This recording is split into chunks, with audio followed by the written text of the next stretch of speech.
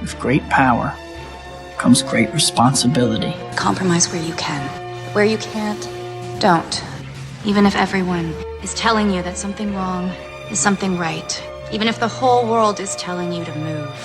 It is your duty to plant yourself like a tree, look them in the eye and say no. You move. Never step onto the battlefield of ideas unprepared. Before you enter the fray, you need a plan. And there's no better place to get one than right here on Tactics with host Caleb Colquitt. The Situation Room goes live now on News Radio 1440. Good evening, everybody, and welcome to Tactics, where speech isn't violence, tolerance isn't love, and disagreement isn't hate. As always, it's a pleasure to be with you this evening, and we have a real special treat for you, as you can tell by my background, which of course is different this evening. Yes, it is indeed a holiday. This is National FFA Week, and if you've been watching the program for some time, you know that that was something that I was really involved in. It's a cause that is very near and dear to my heart, and so we do have a few special guests in today. So we are blessed with actually having 3 guests, which is very atypical. We have, and we'll go ahead and switch the screen to them. We have Alyssa Glover, who is the state vice president. Kashia McKinnett, is that correct? Sorry, McKinney? McKinney, okay. Kashia McKinney, who is the state FFA reporter, and Megan Woodall, who is the Alabama FFA treasurer. So welcome into the program, ladies. Thank you for having us. Yeah, it's a pleasure. I'm always glad to be able to have guests in the studio, and always, especially when it's FFA members, because of course I used to be a state officer. I don't know if y'all realize that. I was the state sentinel back in my day. So if you would, and we'll just go down the line here, all 3 of you introduce yourselves and tell us a little bit about yourself. We'll start out with Alyssa. My name is Alyssa Glover. And like he said, I am the state vice president. I'm from Southeast Alabama in Dothan, and I've been an FFA member for the past 4 years. Okay, Kashia? All right, my name is Kashia McKinney. I'm from the Reeltown FFA chapter, and I've been an FFA member for the past 5 years after a chance encounter being my county Crete speaker. All right. Megan, go ahead. I'm from Skyline, Alabama. I'm currently serving as state treasurer. I've been in FFA for the past 5 years after I was friends with my advisor and his family. Okay, great. So a lot of people watching, this is probably the first that they're hearing about FFA Week, because unfortunately there are a lot of people, even past FFA members and current FFA members, that probably don't know that this week is FFA Week. So if you would go ahead and tell us a little bit about some of the events that you have planned. And whoever you feel is more apt to do that, go ahead. So we all have different events planned for this week to celebrate.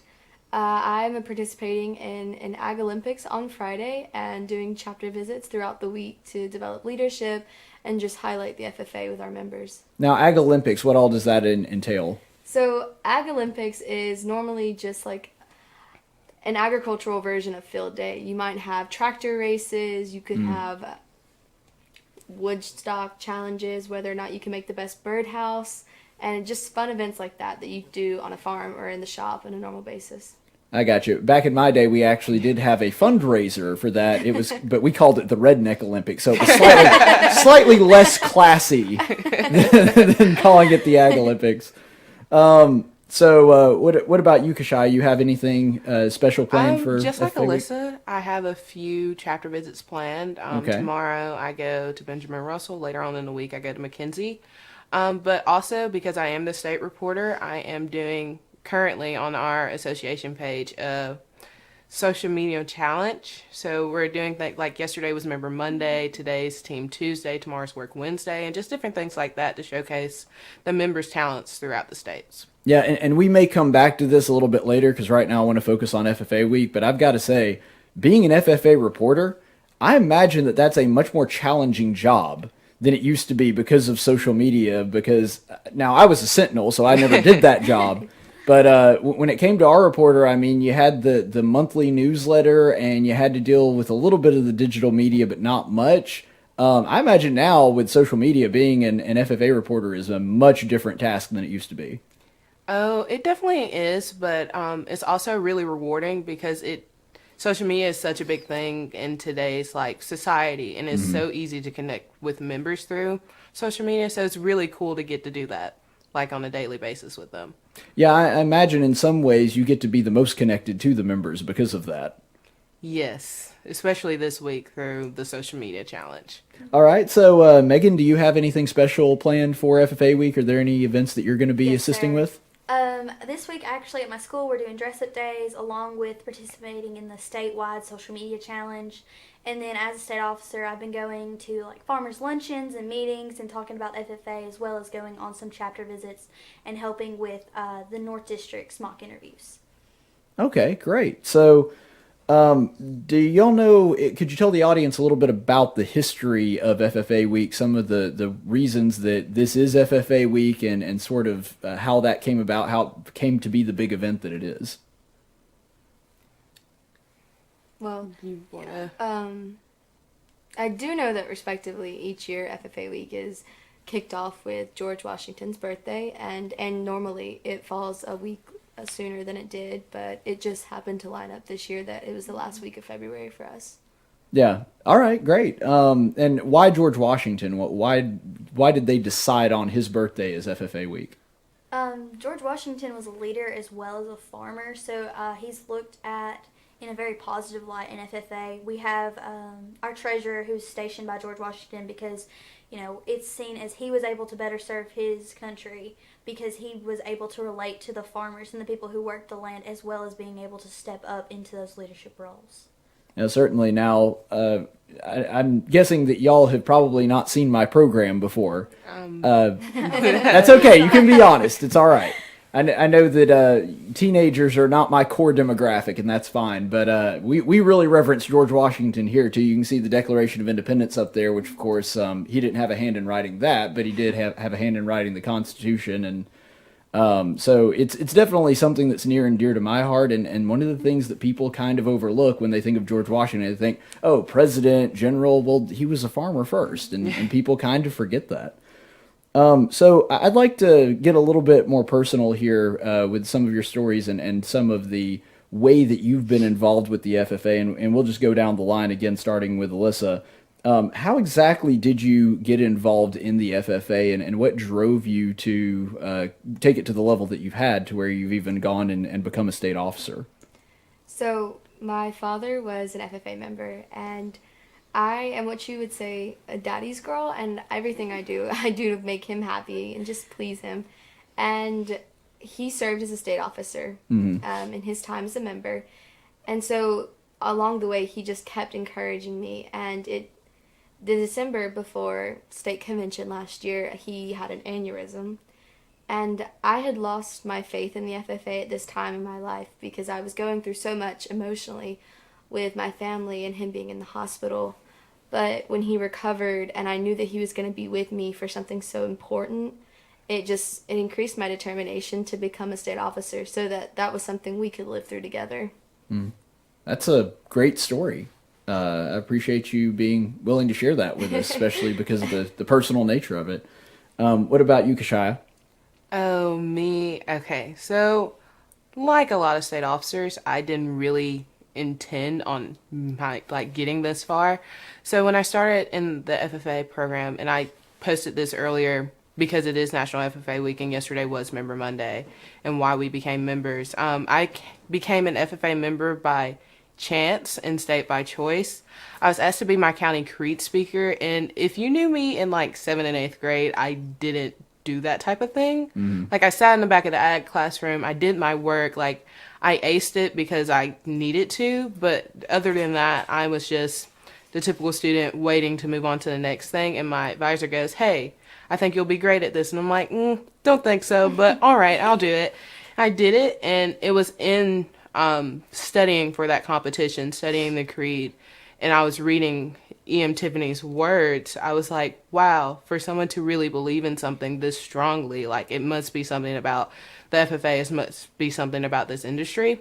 So then I allowed myself to get deeper into our chapter. I got involved in as many chapter involvements as I could.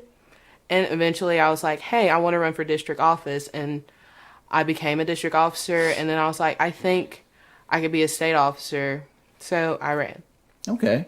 Well, we do have a really powerful creed, and I've always really loved it, but I think you may be the first member I've ever heard of that the creed was really what got them involved into it, and just taking the words to heart and looking at it and saying, well, if this means this much to this person, maybe it can mean a lot to me too. I've never heard that before. That's really interesting. Now, Megan, same question. I guess a little bit different take than everybody else. I was really involved with 4-H as a younger kid. I've always loved talking to people, going out of my way, making friends, helping others, and all of that. And I was super involved in 4-H, but we didn't have a program at the high school level. I had always known my ag teacher. He was close friends with my father. My father was in FFA. My brother was in FFA. It had always been something I had looked forward to being in high school because I was going to have that opportunity to go out and be in FFA. And, 4-H wasn't in high school, so I dove headfirst in FFA. I was actually fortunate enough, one of my really close friends, we both were head over heels we loved the idea, we loved being able to go meet those new people, being able to help them and so forth and so on. And we did, we competed and everything like that, and it was kind of weird, but we were like, we're going to be the first district and state officers our chapter's ever seen. It had never been done before my chapter, and we were both like, hey, we want to be up there, and I guess just like that bond and that want to serve is what led me to going and doing what I've done today, and what our chapter has really accomplished is because we want to go out and serve and help others. Well, this, and I didn't plan this because I had no idea what you were going to answer. Like, people think that I prep my guest. I really don't. I really think that that's amazing that all three of you had very different reasons for getting involved in the FFA, and yet you all wound up in essentially the same place, and you've gotten a lot out of it and achieved a very high-ranking office. I mean, a lot of people don't realize what a big deal this is. There's, about 15,000 members? Yeah, roughly 15,000 members in the state of Alabama, and they pick 6. And you're 3 of them. Yeah. So it's a really astounding thing that you guys all come from very different backgrounds, very different places, and have very different motives, and yet eventually that all distilled itself and made a manifestation in the idea that you wanted to serve this organization. So I really do think that it says a lot about the FFA and the impact that it can have on people.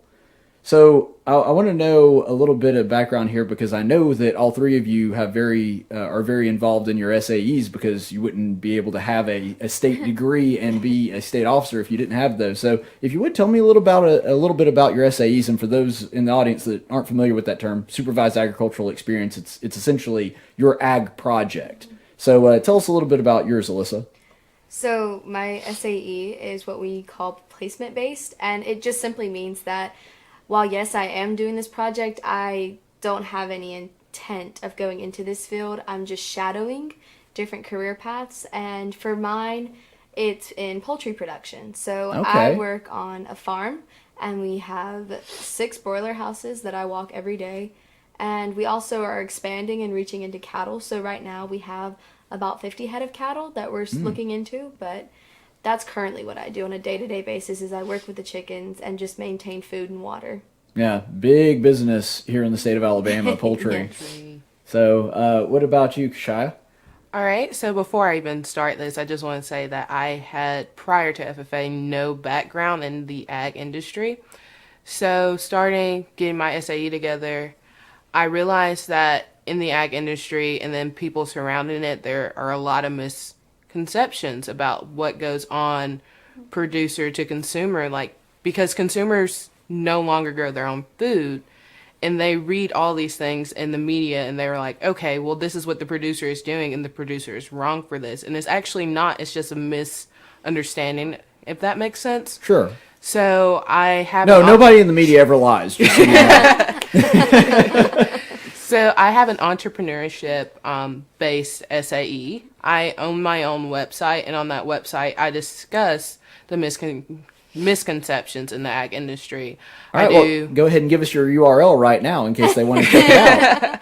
Oh, okay. So realagstories.edublogs.org. Okay. Real is spelled REEL because I'm from the Real Town FFA chapter.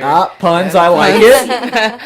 But yeah, so I just like go around, discuss with some local farmers. Like there's a kiwi farm like 5 minutes away from my school. If you haven't heard of it, look into it. It's really cool, but just different things like that. Okay. And Megan, I feel bad because my giant camera is in the way, and so I can't see you. I feel like I'm talking to a ghost, but go ahead and give us your answer on that. What's your SAE like? Okay, so my family, we've always been super inquisitive, dabble in everything, master in none. My family actually is really involved in ag. We own a sawmill, so we do a lot with the forest industry. My dad is a forester, so he goes out and looks at landowners' timber.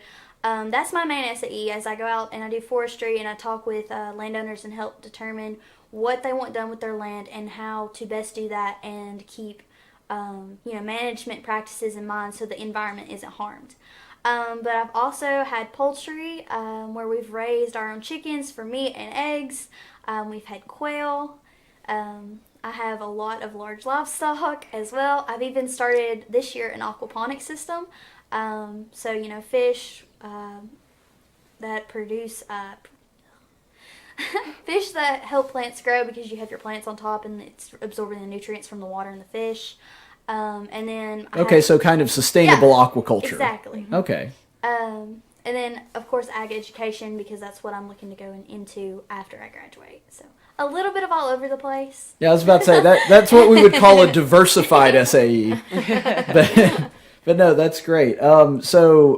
Sort of in that same tone, I assume that all three of you have been involved in some career development events over the past few years. Yes, sir. Yeah, that's pretty safe to assume in a group of state officers. And so for those of you who don't know, a CDE, career development event, is an actual contest that you go through in FFA. So things like public speaking, Parley Pro, that sort of thing. So if you would, tell us about some of your CDEs. And as always, we'll start with Alyssa. So when I first began FFA, I did start out with livestock judging in the fall.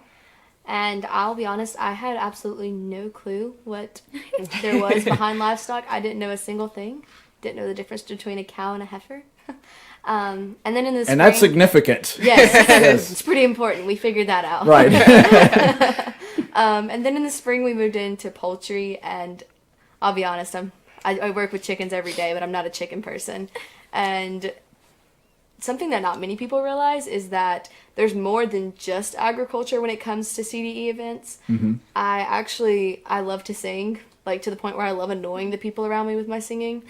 And in the 10th grade, I went on to compete in the National FFA talent competition. And I also came back and competed in string band because Alabama FFA is the only state to currently hold a string band competition. Yeah, and not to go, too overboard into the history, but there have actually been quite a few famous groups, including the band Alabama, that originally participated in that contest. So it's definitely churned out some what we would call positive results. But that's that's really great. So you were a solo act the first time you went to nationals? Yes, sir. Okay, and so you just went through the band competition later. Yes, sir. I went through nationals and then realized that maybe getting up in front of 200 people and singing wasn't going to be the end of the world. And decided I could do it at state. Yeah, that's great. All right, what about you, Kashaya? Okay, so as mentioned before, I started out my FFA journey with the Crete speaking LDE. So I went from there and kind of stayed in a public speaking family. I did Parley Pro, which you did. I just learned that today. Yeah, I was a debater. Yeah, you were probably one of my judges at one point, and I'm so sorry if you were. I eventually went on to aquaculture a few years ago when it was, I think, the first year that we had ever done that competition in the state of Alabama. So that was super cool. Yeah, that's a new one for me. Yeah, it is. And by the way, not to take you off track, but one of the things you mentioned, you called it an LDE, and I forgot that they had changed the name. That's how old I am. It was Career Development Event when I was in it. It's Leadership Development Event now. But yeah, go ahead. And then last year I did extemporaneous speaking, which for those of you who don't know is basically you get a topic and you write a speech on it, and you have 30 minutes, and you have your 5 resource materials, and you go in the room in front of the 3 judges and hope that your speech is good. Yeah. It's an intense contest, and it's actually one that I did. I got a silver emblem at nationals. So, well, congrats! Obviously, your speech your is good. your speech is great. Well, I mean, it's but the thing is, things like that and Parley Pro are the reason I'm doing what I do now. Like, it really did make an impact in my life, and because I learned to debate and do extemporaneous speaking, those are both contests where you have to think on your feet, you have to be really sharp, you have to know what you're talking about before you go in. Because a lot of people make the mistake with extemporaneous speaking thinking, oh, I don't even have to practice for that because I don't know what the subject's going to be. No, it's the opposite. You have to prepare way more. No. You have to know read all the materials. Right. Yeah. But that's a tough contest. So, kudos to you for getting involved in that one. It truly is. And this year, I'm going to do prepared public speaking. Yeah, another tough contest, because you do have the prepared speech, but you also have questions you have to answer at the end, and it can be on anything in your speech. So definitely, I appreciate you taking on some of the ones that I did. Those are some tough ones. Megan, what about you? I started out really young doing quiz bowl. I started a quiz bowl team at my chapter, and we wound up going to state and all with that. I've competed in horse evaluation as well at the district level. I've done land judging. I've done forestry. I've done discussion meet. A little all over the place. Yeah, it sounds like all of you have very accomplished CDs, or sorry, LDEs. I'm trying to relearn the terminology, and SAEs. You had something to say? Oh, no. I was just going to say, it's like a combination of all. There are still CDs, and then there are LDs, and then there are TVs, and we all get confused. Events. Events. See, ladies, this is what happens when you get old. You're not familiar with the acronyms and the terminology anymore, but that happens. But yeah, that's right. Something that people that are past members or whatever would be familiar with, just events in general, contest. So finally, I'd kind of like to get something that's a little bit more forward-looking. Where do you plan to go with your FFA careers? Are you planning to, try out for nationals, or are you going to do collegiate FFA, or is this just something that you're going to take into your career? So just sort of what's next on the docket? What are you going to? How is the FFA going to help you in your future when it comes to that? And again, we'll just go down the line. So I definitely plan on participating in collegiate FFA. However, Where at? Well, I'm actually caught in between schools right now at the moment. I'm caught between Auburn and ABAC in Southern Georgia. So I plan on attending either college and getting a degree in ag education and implementing a new FFA chapter. All right. Well, hopefully you'll pick the right school, and by right school I mean Auburn. Yes. Or Eagle. But no, I'm an Auburn grad too, and I majored in ag. So, Kashai? What's next? That's a really hard question. With our term coming so close in what, like less than 100 days, is so crazy when you think about the amount of time you spent getting to this point throughout your entire FFA career. One thing FFA has led me to is my major at the right school, ag business and econ. I'll start in the fall, but like as far as collegiate FFA, I will definitely. Where at? In Auburn. Oh, at Auburn? Okay, I don't. Yeah. Maybe you said it and I missed it, but I didn't hear you say it. So. But I'll definitely be a participant in collegiate FFA. I hope to become an ag ambassador with the Auburn University. And as far as national FFA office, we'll see. Yeah. Well, now that's a big step. Yeah, that's certainly a worthy goal though, because ag ambassadors, they have to maintain a pretty impressive GPA, and that's why I wasn't one. But no, that's a great goal. What about you, Megan? Definitely plan on going to Auburn as well. So I'm looking into going, being an ag ambassador, getting a degree in ag education as well as ag communications, because I want to serve people. Haven't exactly pinned down how, but I know I can figure that out afterwards, because honestly, all ag careers I feel like would make me happy, just being able to work in an industry that helps so many people and serves so many people. I just want to be a part of that and that mission to, help people to learn more about it, whether it's through educating the youth, the urban populations, or just helping out a local farmer. That's something I have a passion about. definitely plan on being in collegiate FFA, and definitely have looked into nationals, but that's one of those things that you need to be in the right mindset for, and you really have to have that 110% want to do it. And if not, it's not fair to the others who want to run, kind of thing. So that's something I'm going to have to look at in the future if I think that I can put all into it.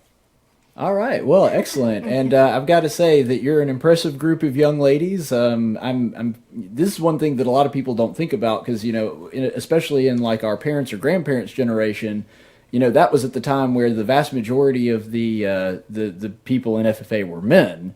And so it's really good to get to see some very intelligent, impressive young ladies here. You've raised the average IQ in this studio by quite a lot by coming down and visit. Be a nice change of pace from the political commentary that I normally do. Do you have any parting thoughts, anything that you'd like to tell anybody about FFA Week or the FFA in general before we go? Do you want to start? Okay, so one thing is that, we can't reiterate this enough, is that the FFA is a nationwide organization, and it's truly for all, however you identify, gender, race, nationality, doesn't matter. The FFA is a home, and we welcome everyone with open arms because we have TDEs, CDEs, and LDEs, and within that crazy amount of events, there's something for everybody. Mm-hmm. So you have lots of acronyms. That's your sales pitch. So we're acronyms. There are a lot of. There even were in my day. There were a lot of acronyms. WLC, all of them. Oh yeah. Kashaya? Okay. One thing, since it is National FFA Week and I am the reporter and I do get to have such a hands-on experience like with members, a lot of things I've been seeing this week are members' stories and how they got involved and how she's right. Like, it is an organization for anyone who wants to get involved. Even if you don't think you can find your place in this organization, you can. Because I didn't. And now I'm going to go to Auburn for ag, econ, and business. And that's something that I never would have thought was possible. And it's because of my connections that I've made through the FFA. Okay, great. Did you have anything to add, Megan? FFA gives something to everybody. If anybody who wants to be in it has a place for them. That FFA has something for everybody, but it's not meant for everybody, if that makes sense. But for those people, we've been seeing stories all week long about how FFA has given to its members, how people have learned from it, whether they're 15 years old or 65 years old.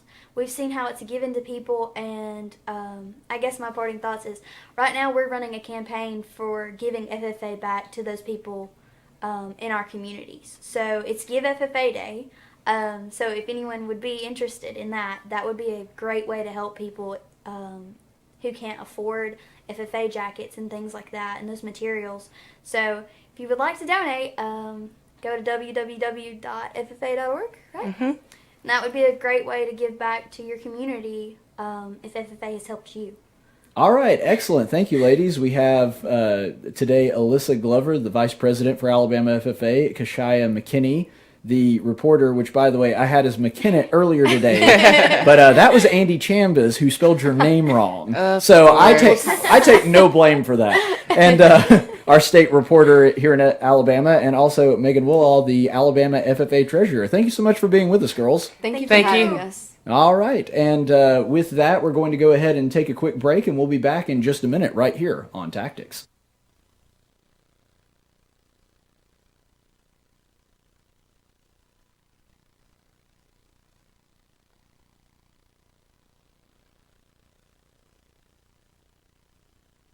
Hey everybody, it's Caleb, and I was just on a road trip up in North Alabama. I'm about 10-20 minutes north of Birmingham on I-65, and as I was rolling down the road, there was something that I was thinking about. How much of a modern road trip was American? I mean, you look at the automobile, which is a largely American invention. There were certainly other countries that dabbled in it, but the first mass-produced car was definitely done here in America.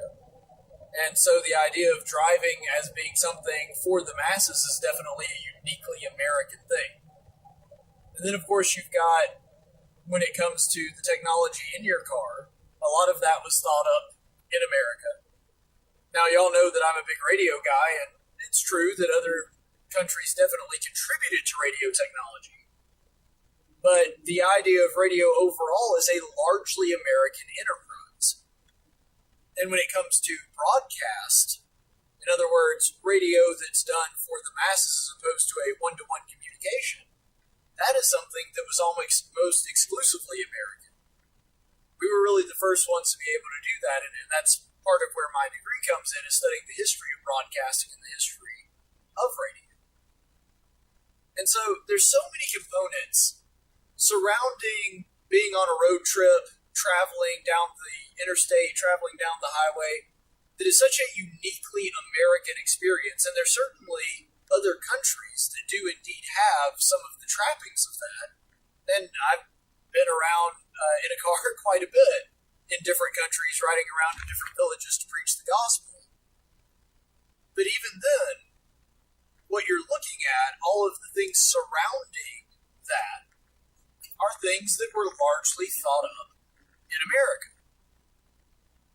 And it really does show the influence that capitalism and the free enterprise can have, long-reaching even to countries that don't necessarily have as much of a free market system as we do. But I think it goes even deeper than that. Because one of the things that I notice riding down the road here is that the most American thing about it, I think, is choice and variety. Because there is nothing more American than the ability to make your own decisions, to make your own choices.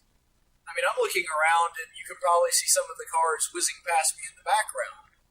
I'm seeing sedans, SUVs, minivans, pickup trucks like mine. And there is something so incredibly individualistic and something that is ruggedly free about that. The open road, you can go anywhere that you want to. And you can do so in a vehicle that you can purchase that more or less suits you. And I'm not even just talking about things like the color. You know, if you've got a trucker driving down the road, he's doing that for work. If you've got a guy like me in a pickup truck, it's a utilitarian vehicle. It says something about who you are. The same thing could be said for a family that's all loaded up into a van or a minivan. The same could be said for a person that wants to have a luxury vehicle. And my point in all of that is, this is something that is ruggedly individualistic. And it amazes me that the left has such a disdain for things like this.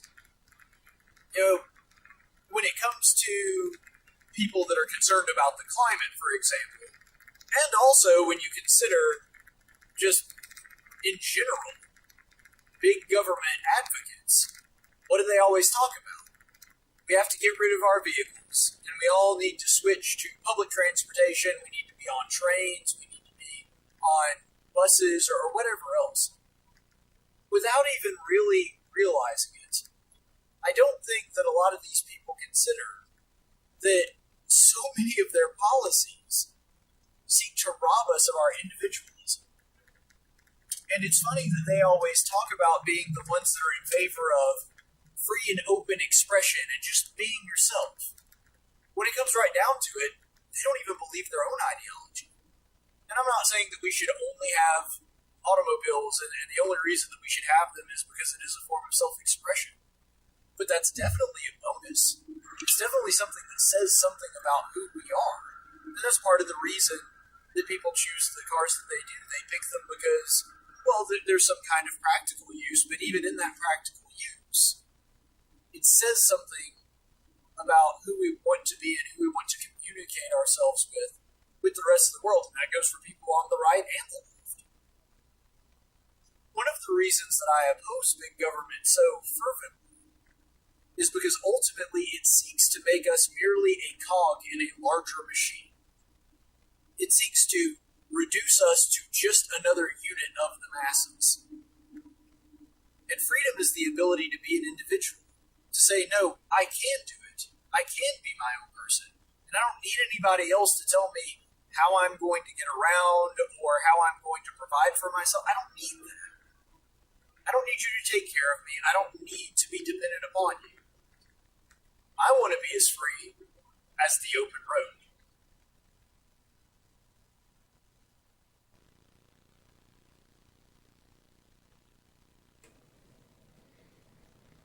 And welcome back, everybody. Thanks so much for being with us right here on Tactics. And do appreciate our guest at the beginning of the hour. Happy FFA week, everybody. It is, of course, National FFA week. And if you do want to donate, because today is FFA Giving Day, as we mentioned before the break, you can do so at www.ffa.org.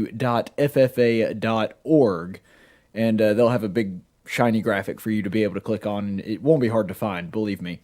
They're very good at advertising for accepting donations, which all charitable nonprofits seem to be good at. They have to. That's the way that they survive. So be sure to check that out and do that. And as always, have a great FFA week.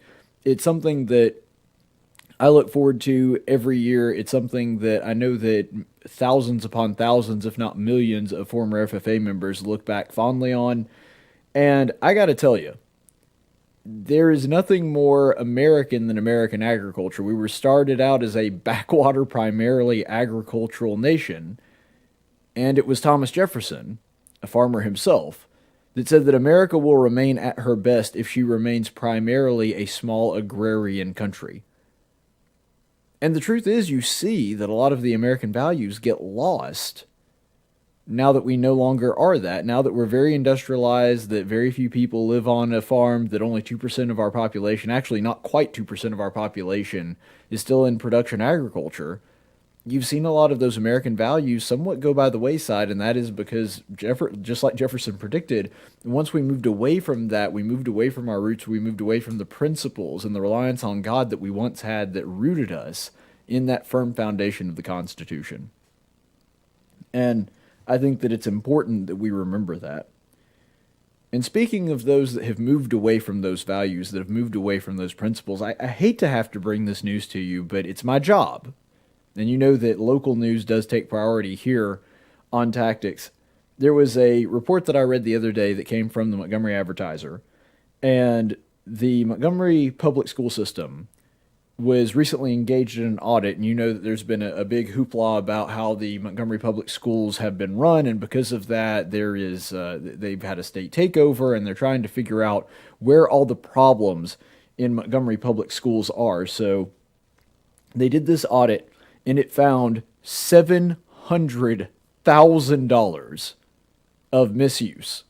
In other words, the funds being used for something that had nothing to do with the education of our young people. Now, this isn't just waste or misallocation. It isn't as though they bought, too many textbooks or something like that, or the funds wound up buying the wrong athletic equipment or something. No. This is actually the people that are being charged here, the people that have been brought up in this audit, actually stole or mishandled money that they should have used for education that went to other purposes. And so what I'm going to do tonight is I'm going to just go through one by one each of the individuals that were brought up in this article and tell you exactly what it is that they're accused of and how they mishandled these funds to give you a better idea of it. And we'll start out small and then go big and end off with the one that has the biggest mishandling of funds in the Montgomery Public School system. So before I delve off into this, I do want to say something to start out with. I am not a person that is anti-teacher or anti-public education. I never have been. I'm a product of the public school system. Now, some of you may hear that and say, okay, maybe there is a good reason to not like the public school system. But no, I'm an advocate of the public school system. I like the public school system. And it turns out some good students, and there are some really good, fine, dedicated teachers. I mean, some of the best people that I know, we just had some FFA members in here, which is in the state of Alabama at least, an exclusively public school youth organization. Other states have it to where you can have it in private school, but here in Alabama, that is something that is only in the public schools.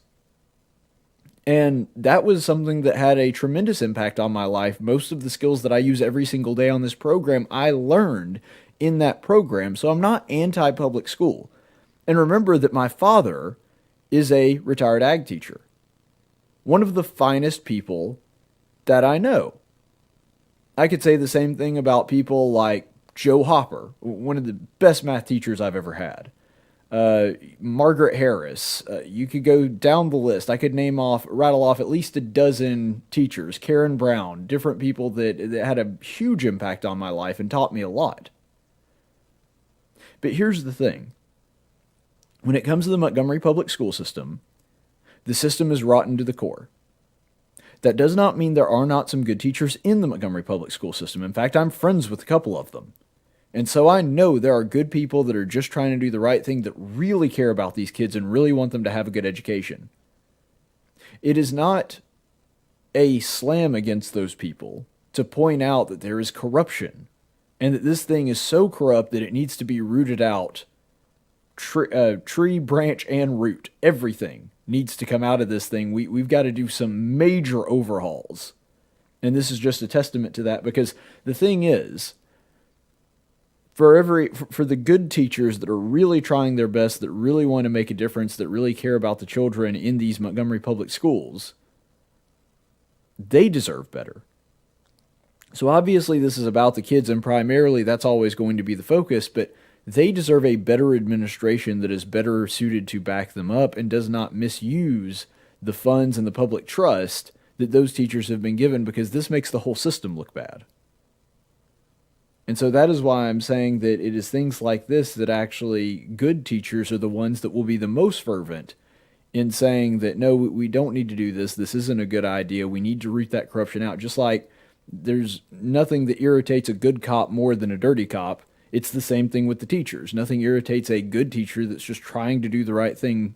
There's nothing that bugs them more than people that are stealing for their own benefit from the system. I mean, especially as a teacher, if you're somebody that has gone out and spent your own money, and by the way, my family did this because my dad was a teacher, gone out and bought school supplies and had to pay for things that really they shouldn't have had to pay for. And then you hear that there are people like this, people that are your employers or your supervisors, that are going out and stealing a whole bunch of money that could have been used for things like that to benefit themselves. You can see very quickly why public school teachers would be somebody that is absolutely against that. So these are some of the charges that have been brought up. So first of all, we'll start out with Gary Hall. Now, Gary Hall is at Carver High, or was at Carver High. I believe he still is, actually. And he was a principal. The dollar amount that was found to be wasted or missing, misallocated, was $2,045. And the story behind how this took place is that he was supposed to pay for state championship rings for, I believe it was their basketball team.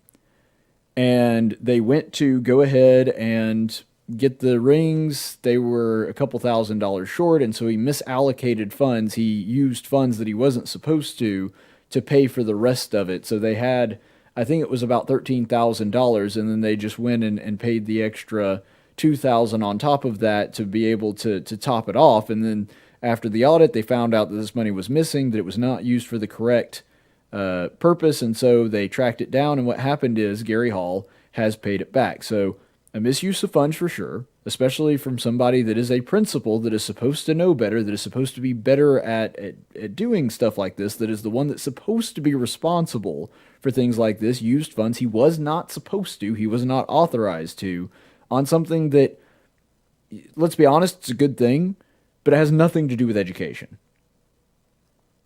And so what we have here is a situation where a teacher used money that he shouldn't have on something for the students.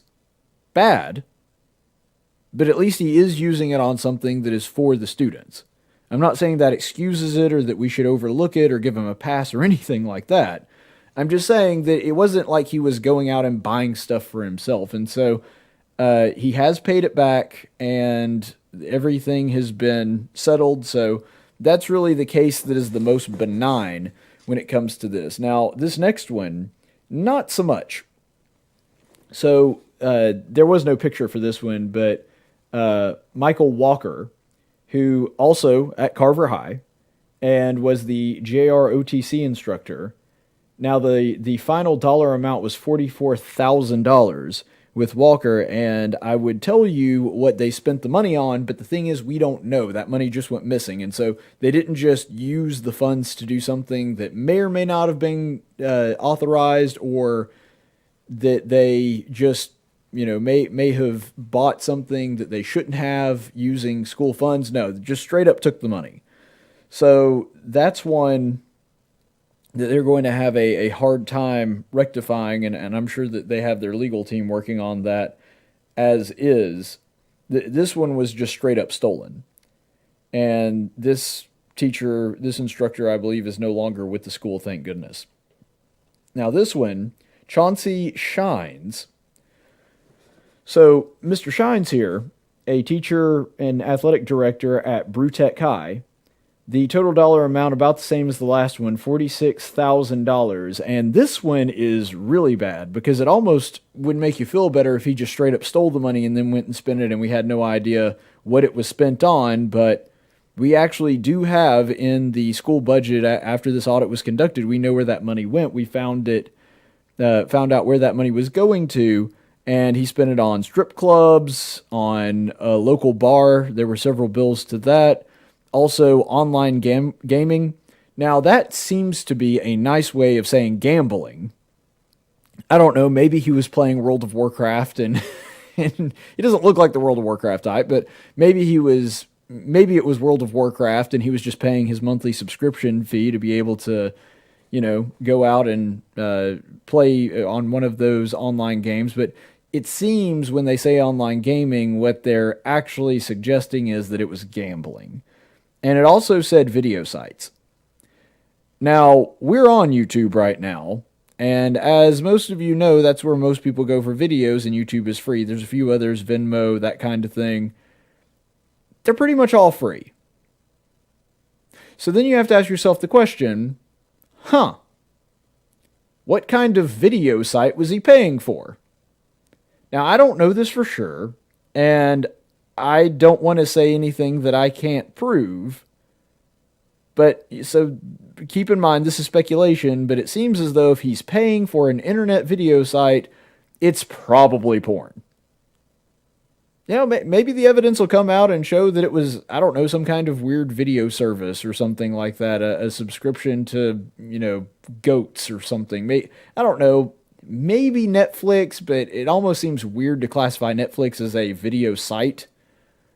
So I'm just going to throw out a guess here. It seems as though what he was spending the money on was pornography, and that's an exorbitant amount of money to spend on these things. And the idea that he's stealing from kids to be able to use this money on these horribly scrupulous things, these vices of his, alcohol, strip clubs, and that's another reason why I think it may be porn sites, is because he's also, if you're going to spend money from the school that you've stolen on a strip club, you probably don't have any shame about spending it on a porn site either. So that's a fairly decent guess at what was going on there. This next one, James Jackson, the former basketball coach at Carver High. By the way, I want you to notice that Carver High seems to have a real problem with this. There have been several already listed, 3 in total, that these corruption cases have come from Carver. Carver needs to get its ducks in a row.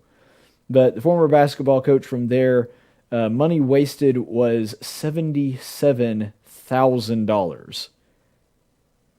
And according to the report, it was spent on liquor, a local wine and liquor store, various restaurants, car rental places. And I'm just looking at this going, how on earth do you rack up $77,000 on booze, restaurants, and car rentals? Now, there were several other things too, but these all seem like minor things. So I don't know if he was just spending a lot of money at one time or spending it for several people. Like, was he taking the whole team out to drink, which is another problem if that took, I don't think that took place, but would be a completely new issue considering that they would be high school students. But I don't see how you rack up that much money. The only thing that I can think of is when he's going out to these restaurants or going out and buying booze or whatever, that he must be using it for multiple people, because I don't see how in that short amount of time you wind up wasting $77,000. But hey, who knows? Maybe he's just a lot better at spending money than I am. I don't know. Absolutely despicable. This next one, Marcia Ball, and she is a teacher at Brewtech High. The money wasted is $177,000. And what this money was spent on was fake scholarships. Now, you may be sitting there scratching your head going, what do you mean fake scholarships? What's going on here, Colquitt? So here's what it is. This particular scholarships, these two scholarships that together measured up to $177,000, it came from a scholarship fund, and the recipients of these scholarships, there were only two of them.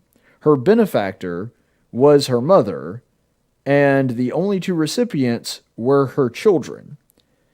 And the qualifications for this particular scholarship, that included things like maintaining a certain GPA and writing an essay, a personal essay to enter into this to be considered for the scholarship. None of that was happening.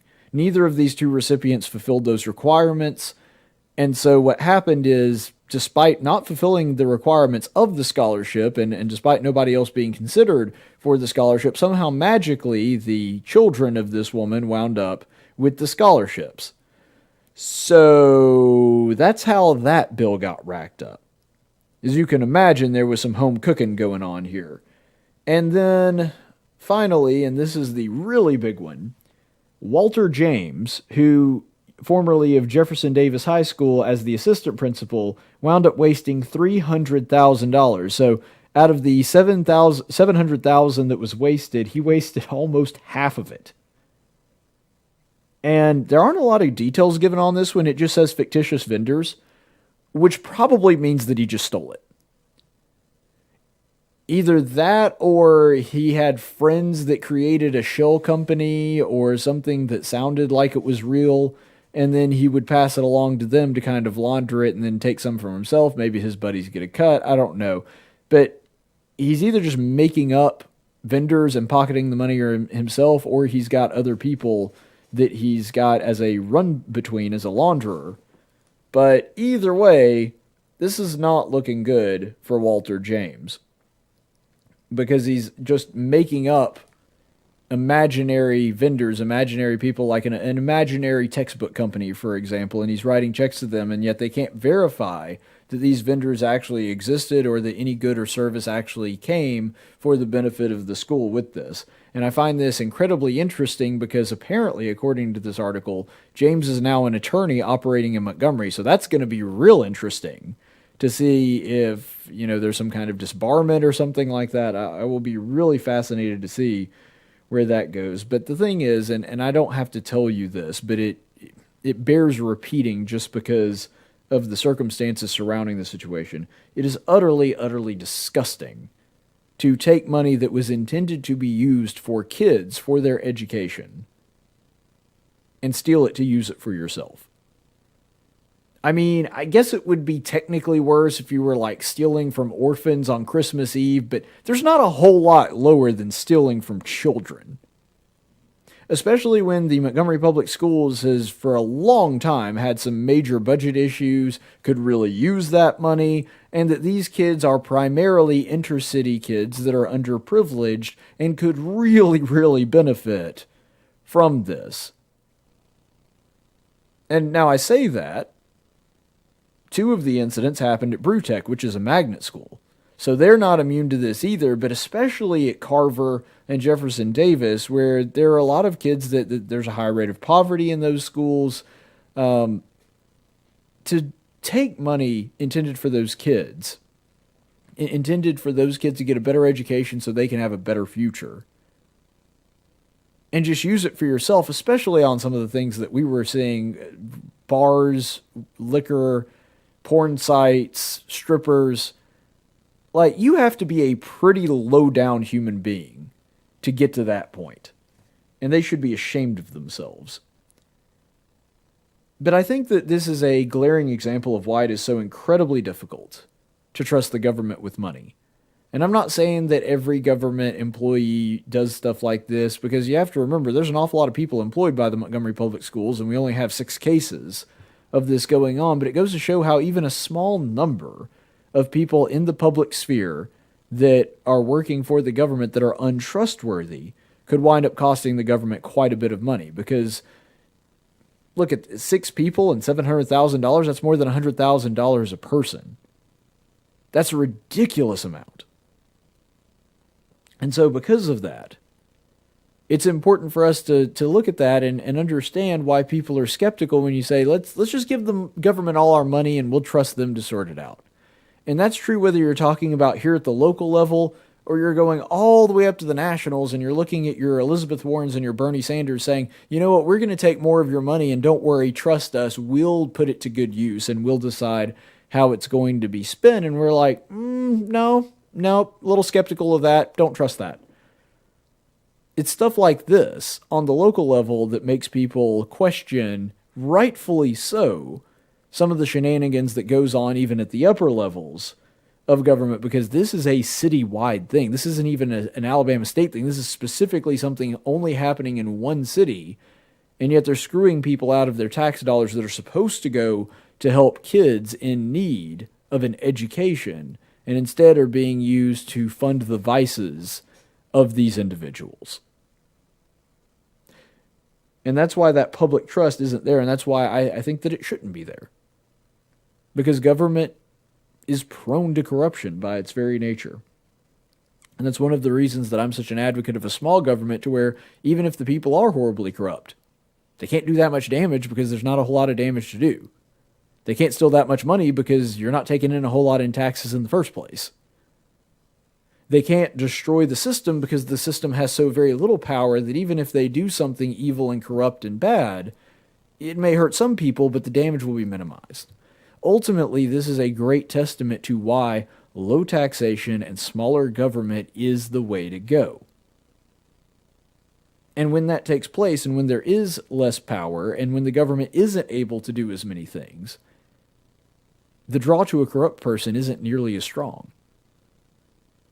Because if you think about it, if there is somebody that wanted to do something nefarious and break the law and get rich quick and all those other things that would go with that, if he's looking at crime outside the government or crime inside the government, and the crime inside the government just doesn't pay all that well, then it makes sense that that corruption is not going to be brought into the government. There are few people that are going to go to a lot of trouble if there's not a lot of payoff on that. And so it disincentivizes government corruption to a great degree.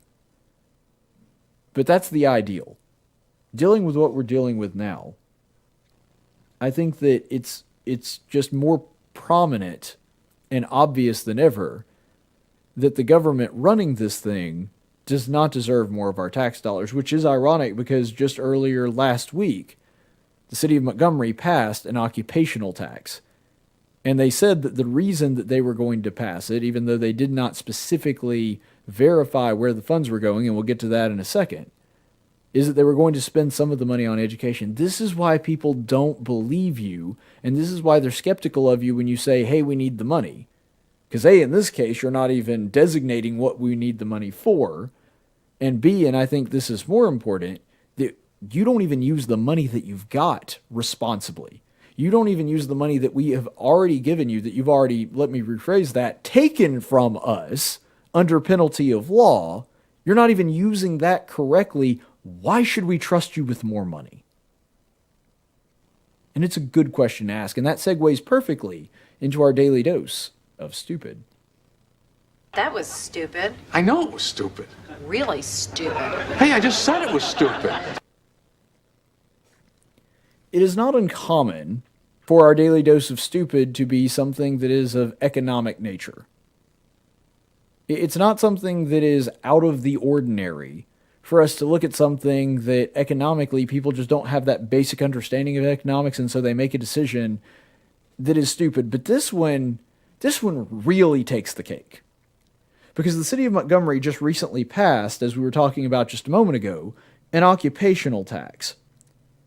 They just essentially gave everybody a 1% pay cut, because if you are working within the city limits of the city of Montgomery, regardless of whether you're actually living in the city or not, you just got a 1% tax cut, or you just got a 1% pay cut because you're paying that 1% in taxes. This is what our overlords in City Hall have decided that they're going to do when it comes to this. And so a lot of people are under the misconception, and I know because I've talked to some people that have listened to the show before, people that I know, and I've heard people call in on other radio shows that are confused about the nature of this thing.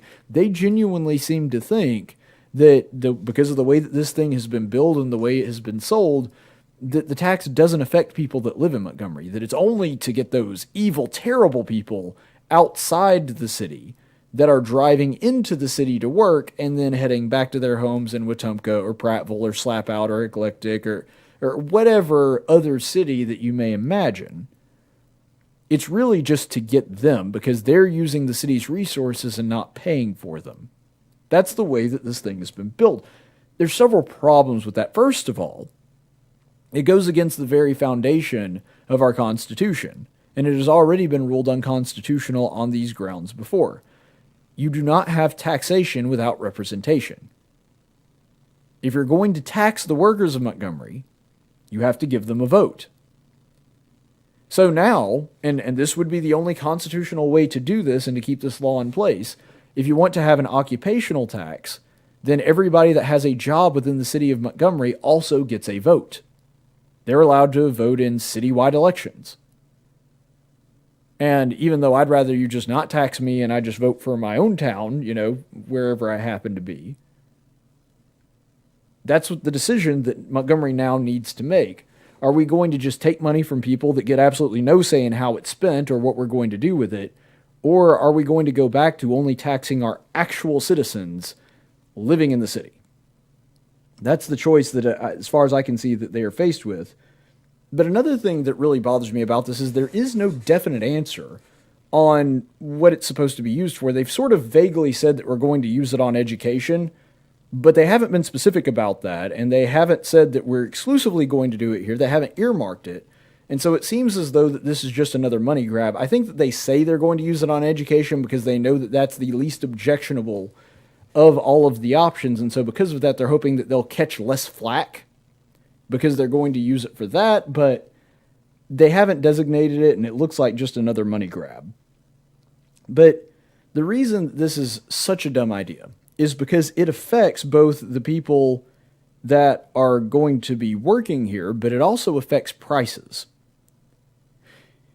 You see, anytime something is taxed, that tax and the expense of it has to be passed along to the customer.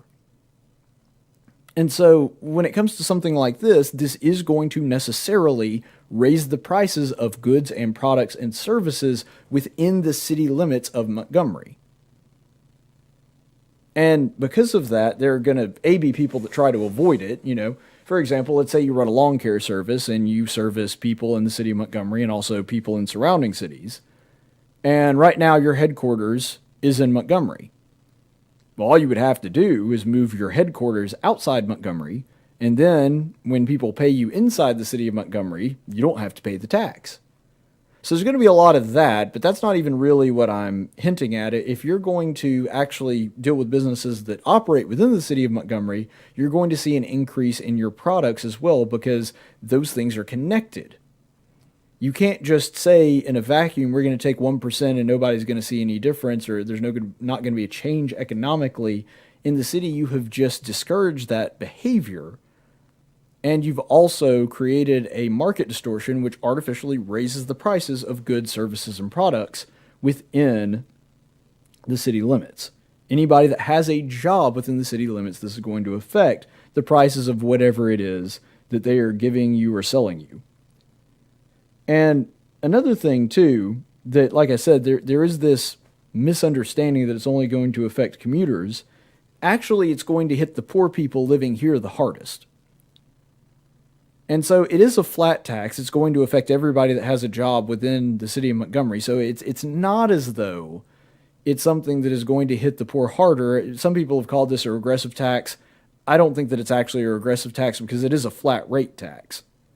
But it is going to affect the lives of the poor people living here within the city more, because let's say that you're somebody that works in the city of Montgomery but lives in Prattville, lives in Wetumpka. Well, where before you may have stopped by and got groceries or got a meal on your way back home, now that's a little bit more pricey here. So it actually makes far more sense to just wait until you get home, whether you head up north on I-65 or head down Wetumpka Highway. Why not just wait until you get home where it's a little bit cheaper? It's not that much further a drive. Well, that's not something that's going to be convenient for the people that are here in the city and live here. And so it affects them more. The same could be said for things like groceries, or if you're going to pick up a meal for your family, if you're going to get goods and services, because like I said with the lawn care thing, if you're living in the city of Wetumpka or the city of Prattville or the city of Millbrook, it's probably not going to affect anything dealing with your house, whether it's repairs or having people come and fix the lawn or whatever else it may be. It's not really going to affect you nearly as much because your house isn't in Montgomery. This is going to affect people in Montgomery more because it's going to cause their cost to go up further, and those costs will be harder to escape if they're living within the city. And it might cause businesses to not start here, which also diminishes economic opportunity. Let's say that it is one of these companies that decides, we'll just move to Prattville, or we'll move our headquarters to Millbrook or Wetumpka or somewhere else, so we don't have to worry about this 1% occupational tax.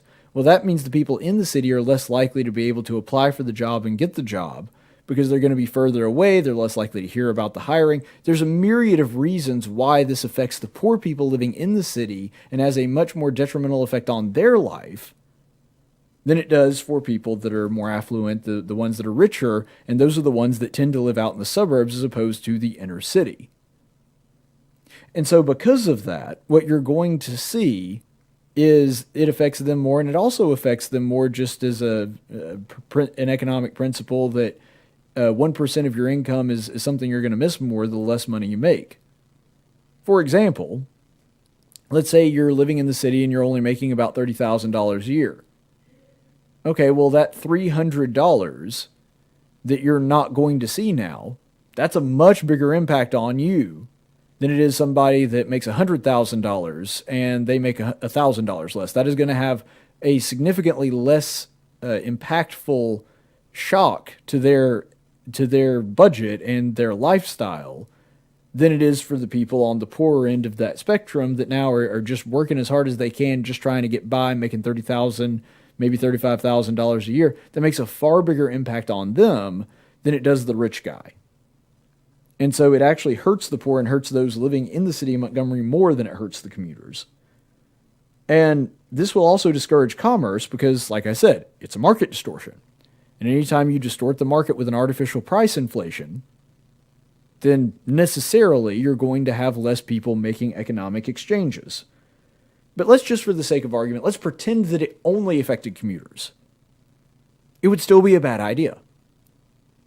Because let's say we're dealing with people that are making, at least a decent 5-figure salary or maybe even a 6-figure salary. It's probably not going to hit them as hard, but let's say it's a middle-class family that's running, $50,000, $60,000, middle class to maybe upper middle class if we're being generous. Let's talk about somebody like that.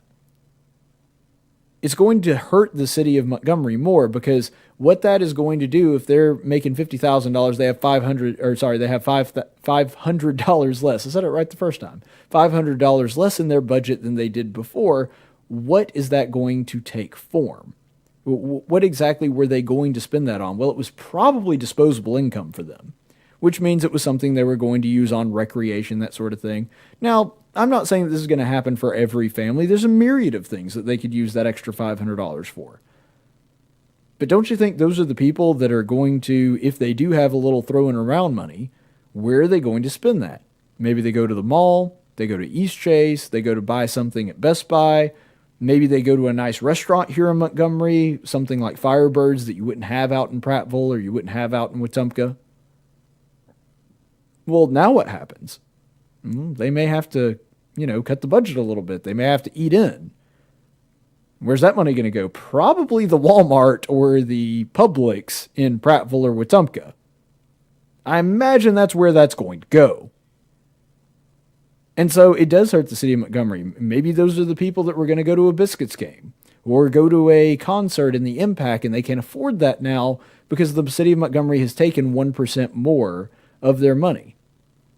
And because, for example, gas prices are more expensive, maybe they skedaddle on past that particular thing, or because of that, they decide that it's just not worth the drive because gas costs money too. It's not worth the drive to go into Montgomery to eat out or to hang out or do something. So they decide that, without that extra $500 in their pocket a year, they have to make some cuts and some sacrifices, and they have to buy those products elsewhere because they don't want to have to drive all the way to Montgomery. That's a kind of a frivolous expense for them. And so there's a myriad of ways, and we could do this all day and night, talking about all the different ways, all the different unintended consequences. But here's the thing that I want you to remember. This is what it really all boils down to. Because this is an economic law that is always correct. It's the equivalent, if we're talking about physics, to Newton's law of gravity. There really just aren't exceptions to this rule. Anytime you increase the price of something, demand for it drops. It may be slight, but when you increase the price of something, demand drops, and because demand drops, consumption drops. And this is true of anything. The reason that they do sin taxes on things like alcohol and cigarettes is because they're trying to discourage their use. The reason that a lot of the environmental wackos want to have giant taxes on utilities, like Obama said with coal and electricity, or gasoline, is because they want to discourage their use. This is something that people on the right and left understand. And I want you to think about this. That's true of anything that you tax. Anytime that you artificially raise the price of something, you are discouraging whatever behavior that is being taxed. Montgomery just put a tax on working. Mull over that a little bit. What's going to happen when you tax working? It's going to discourage people from working. This is not a difficult concept for you to understand. It's real simple. And yet, because the mayor and city council seem to not understand basic economics, they don't get it. And that's where we're left with today. Let's go to the chaplain's report. In 1775, the Continental Congress created the Chaplain Corps. Under the command of General George Washington, each soldier was required to attend worship service every Sunday. While other armies advanced on their feet, Washington's troops advanced on their knees. It's time for the Chaplain's Report with Caleb Colquitt on tactics. Our chaplain's report today comes from the book of John 17, verses 22 through 24. And if you did happen to watch, because we didn't have a show yesterday, but I did air in place of my show because I was traveling. This is the reason I wasn't able to do a show yesterday, the sermon that I gave on Sunday night. And you may notice that I use this verse sort of as my wrap-up, my conclusion, but it's such a rich passage of Scripture, and I think that there's actually a lot more than I said about it last night that we could draw from this. And to understand what is going on in this passage in the Gospel of John is Jesus is offering a prayer for his disciples. He is praying to the Father about his relationship with the disciples relationship with each other, the disciples' relationship with the world. I mean, basically every aspect of Jesus' disciples, the 12 apostles, he is talking about them, and he's also kind of talking about the disciples in the more general sense. In other words, just the people that follow him, beyond just the 12 specifically that we think of. Now, when he gets into this prayer, this is how he starts sort of his conclusion and wrapping it up and talking about how he wants his relationship to be between him and his disciples. This is Jesus praying to God. The glory which you have given me, I have given to them, that they may be one, just as we are one. I in them, and you in me, that they may be perfected in unity, so that the world may know that you sent me and loved them, even as you have loved me. Father, I desire that they also, whom you have given me, be with me where I am, so that they may see my glory, which you have given me. For you loved me before the foundation of the world. Now, there's a lot of theological truths that we could unpack from that. One obvious one is that Jesus Christ is eternal, that he is God. He's talking about himself and God being one and that they already are one and that he was with God before the foundation of the world. I mean, there's a ton in that verse. But I want to narrow in on this specific lesson that we can draw from this, and that is where Christ is talking about unity. I don't claim to have a perfect understanding of the Godhead, and I don't know that any human being on this side of eternity ever really has. I mean, it's a concept that I think you can get closer to the truth and further away from the truth, but it's something that's really difficult to grasp no matter really where you are in your spiritual journey. And at a certain point, you do kind of have to just sit back and say, I understand what I think God wants me to understand about it, and I think I have at least a working knowledge of it, and God has given us the adequate amount of information that we need to understand to be able to serve Him and to please Him. But He certainly has not given us an exhaustive explanation of how all that works. And that's okay, because we don't need that. If we did need it, God would have provided it. But He didn't. So it's pretty safe to assume that that's not something that we actually need to have a complete understanding of. But He does expect us to understand at least aspects of it. And one of the things that I really get from that, this particular verse, I think, really personifies the idea of spiritual unity between the three, the Father, the Son, and the Holy Ghost. Because you'll notice what Jesus is talking about there is He's saying, Father, I want to be one with my disciples, and I want to dwell in my disciples the way that you dwell in me. I want to have that oneness. I want to have that perfection of unity with them the way that I have perfection of unity with you.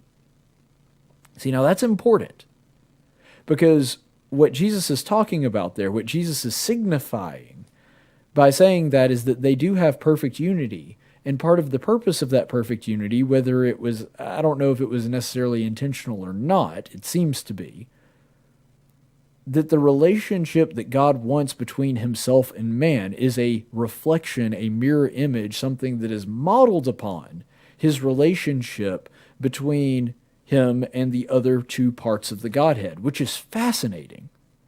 Because we always kind of think of it, and I've done this too, we always kind of think of it as God's relationship with us, and then He kind of threw this metaphor of being the Father of Jesus on so that it'll help us easier, it'll help make it easier for us to understand.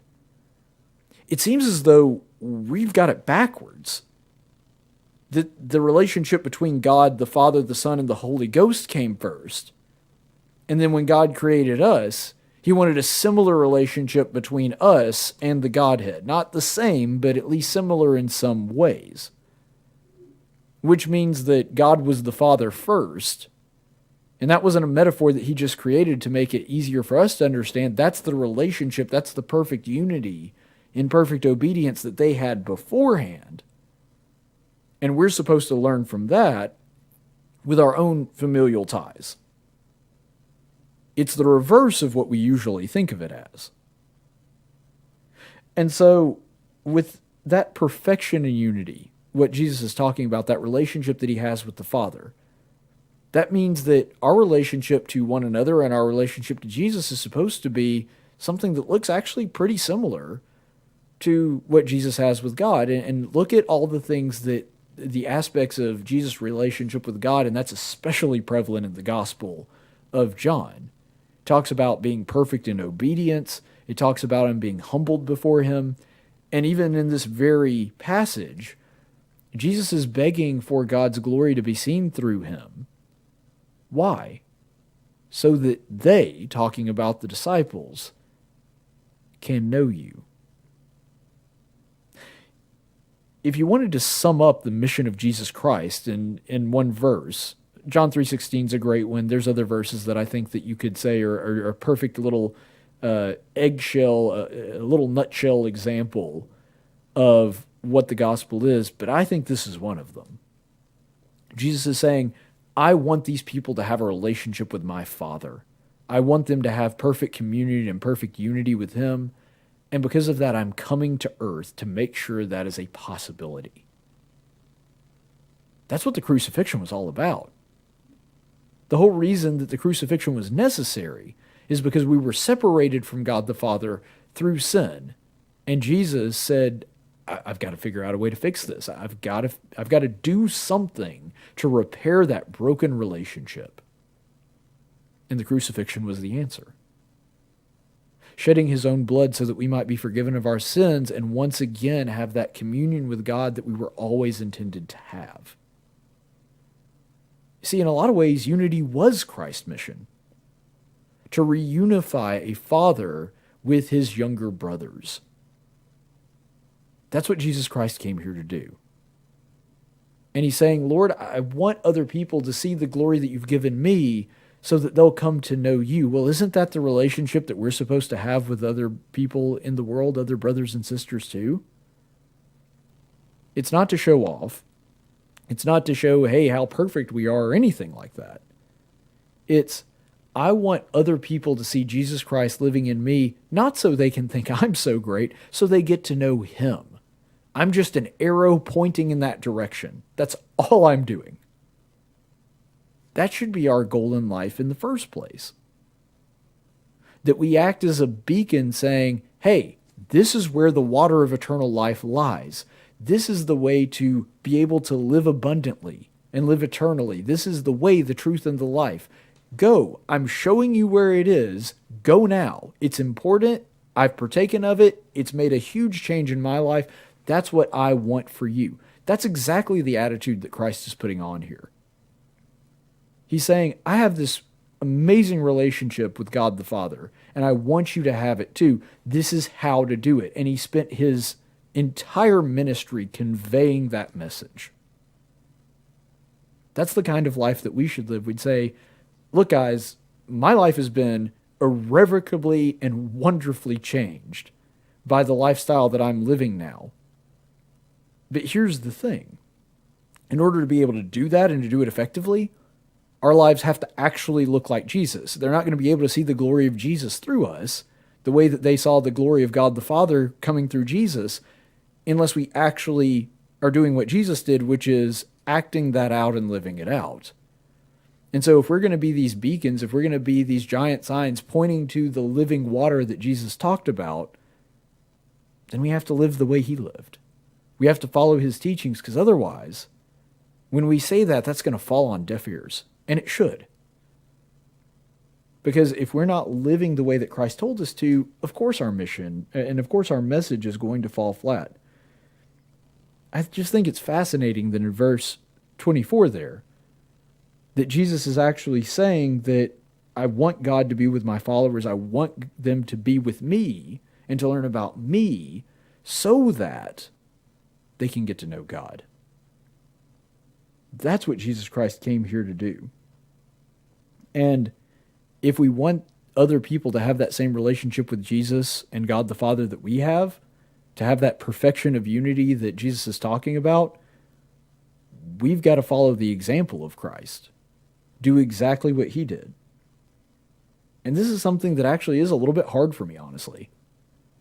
Not just because living like Christ is literally the hardest thing you'll ever do in your life, but I'm talking about the motivation. You see, by nature, I'm an introvert, and I'm not really a people person. But Jesus was. And I'm not saying that you have to be the most extroverted person, that you have to constantly be around people, but if you're like me and you're coming from that kind of background to where you like people, you like being around people, but you don't want to do it all the time, and you know, you'd rather spend the majority of your time just hanging out by yourself, there needs to be at least some tension there to where you do feel this urge and, you know, sometimes even the obligation, if that's all you have, to go out and to make disciples and to preach to others, because that's what Jesus would have done. We see that in the gospel over and over again. There's all kinds of times where Jesus kind of wants to go off, be by himself, pray, and then it says that the crowds caught up to him, or people came around him and started asking them to heal him or provide something for them. This happens all the time in the Bible. And when I look at that, it reminds me that just like Jesus had a responsibility to these people and he felt obligated but also joyful to be able to help them out, that's the attitude that I need to have too. I say this somewhat preaching to myself, but for us to be this beacon of glory, for us to be a beacon of glory to show God's glory living through us and to show other people where the life abundance is, then we've got to be out in the world. We've got to be out there talking to people. We have to be willing to and excited to tell people about Jesus Christ. And that's something that doesn't come easy. But luckily, we have an instruction manual on how to do it. Jesus Christ was the perfect example of that. And we have him to follow. Stay the course, friends. Tactics is a production of News Radio 1440 and Cumulus Media Montgomery. Opinions expressed on this program are those of the host and do not necessarily reflect the opinions of Cumulus Media or our business partners. Graphics by Jessica Dawson. Video production by Jackson Dean. Broadcast studio provided by Faulkner University. Location studio provided by the Dalreda Church of Christ. Copy